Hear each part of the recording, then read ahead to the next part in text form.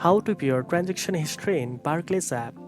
First of all, open the Barclays app and log in securely using your fingerprint, Face ID, or passcode. Once you are on the home screen, you will see all your accounts listed with your current balances. Tap on the account you want to view transactions for. Now you will see a list of your most recent transactions. Simply scroll through to check your spending. If you want more details about any payment, just tap on that transaction. You will get extra information like the date, the amount, and sometimes even a map showing where the transaction took place. This helps you confirm exactly where and when each transaction happened, which is useful for managing your budget. You can also filter transactions by date or type to find specific payments more easily. If you need to manage more account features, just tap Manage in the same section. From here, you can view spending insights, check upcoming payments, and manage borrowing options if available.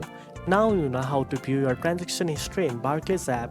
If you found this video helpful, don't forget to like, share, and subscribe for more banking tips. Thanks for watching, and I'll see you in the next one.